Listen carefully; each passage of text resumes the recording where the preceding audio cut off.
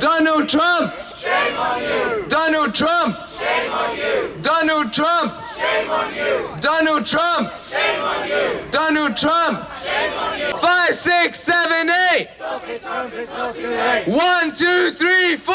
We don't want a nuclear war! 5, 6, 7, 8! Stop it, Trump! Say that back to their masters and leaders in Washington, particularly to President Donald Trump, because since he's been in the Oval Office, we've seen a massive escalation in US militarism. Huge increase is in so-called defense spending, which is actual aggression spending. And of course, we've seen an escalation in attacks in the Middle East and beyond. We've seen increasing killing of civilians and an increasing stepping outside of international law. And this seems to be the direction that President Trump is taking the United States. And then, of course, a particular concern is his intemperate language, to put it mildly, with regard to nuclear weapons and a new nuclear arms race. And of course, over the past week, we've seen the escalation of rhetoric and tension between the United States and North Korea. So I think for the first time for decades now, we've seen the danger, the increasing danger of actual nuclear weapons use. And then I think our second message this evening is also to our Prime Minister, Theresa May.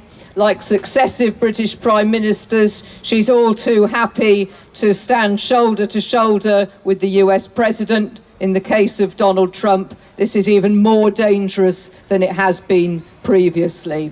President Trump has the ability and the will, indeed, to use nuclear weapons. They're not things you can use one-off, start a nuclear war, and it's a catastrophe for the entire world. In North Korea, and he's not been mentioned so far, is Kim Jong. Also, I think, an unbalanced person who's determined to put the Americans somehow to shame or whatever by firing missiles here and there. He can already fire missiles at any city in Japan or any city in South Korea if he wants to. So what we're dealing with is two, I think, rather unbalanced people. Two people. And the position now is not just to shout at one or the other, but to try and find some way of descaling this thing so they can begin to be humane and talk to each other in some fashion, or some intermediaries can talk to each other, because the dangers are enormous. We're seeing a kind of massive turn in US foreign policy, a policy of going back to escalation, going back to aggression on all these different fronts. And of course, what it's brought, which is so frightening, is the prospect of great power confrontation in a way that we haven't seen for decades. And I think that's why people are so concerned and people are so worried about the situation that is taking place around the world. So thanks very much for coming. We're here to protest against these war policies. We're in the worst case scenario, really, where we have this change of US foreign policy that is headed up by the most unpredictable, the most xenophobic, the most racist, the most reactionary US president probably in history. And it is a very frightening situation.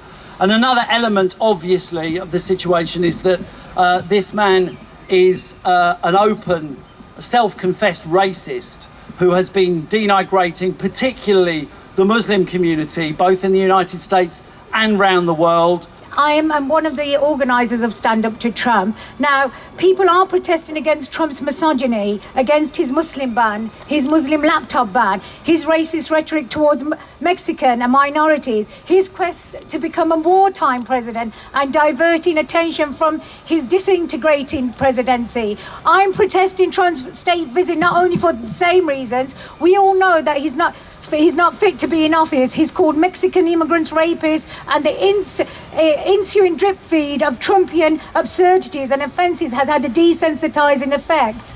We know that Trump is a racist, a misogynist, and an authoritarian and a narcissist. Now, my father, Mohammed Salim, was brutally murdered in an Islamophobic attack Islamophobic terrorist attack in 2013. Dad's anniversary is just coming up next weekend, and it'll be 4 years. Now, I urge people to take a stand against Donald Trump's blatant victimization of the Muslim world and build the Stand Up to Trump movement. It is vital that we build a broad and sustained movement that maintains the opposition to Trump. Our primary goal is to put pressure on Theresa May into cancelling the state visit, but it does look like it's going ahead. And what we need to do, we need to mobilise every corner, every house, in every street, every part of the country, because when Donald Trump arrives, we need to say to him, no to Donald Trump. We need to stand up to Donald Trump, because we don't want this racist, Islamophobic misogynist in this country. Thank you very much. And we shouldn't forget the vicar's daughter, Theresa May, hand in hand with Donald Trump. What is a vicar's daughter doing, holding hands with a racist, misogynist, warmongerer? I think she caught something off of him when she did this. And that's the reason why we're out here as well today. We have to say, these twins that want to destroy our world, and actually, even when she's called an election, she says she's called an election to make the world more peaceful. Well, as long as you support Donald Trump, you're not going to make the world more peaceful, and you're not going to make the world less racist. Donald Trump, when he campaigned for election, if you look at what he said in his rallies that he said he was against war. And that's one reason some people voted for him. Now, he has been in office less than 100 days.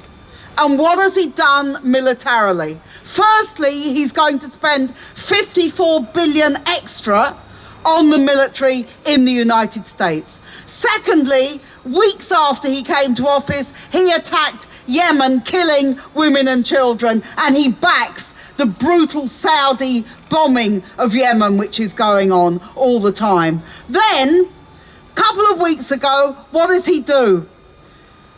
He launches 59 cruise missiles onto an airbase in Syria. Then last week, the mother of all bombs, as it's grotesquely called, I don't know why mothers should be besmirched with having the name of bombs on them. One of the biggest bombs, conventional bombs, that has ever been invented was dropped on caves and on a bunker used by IS in Afghanistan. Then, after that, the same week, what do we find? He sends an aircraft carrier to the South China Sea, a flotilla of ships, in order to put pressure on North Korea and in order to put pressure on China. Now, I want to make it absolutely clear here, and I'm sure that everybody is in agreement with this, I'm against any nuclear weapons. I'm against people developing nuclear weapons. I'm against chemical weapons, and I'm against chemical weapon attacks.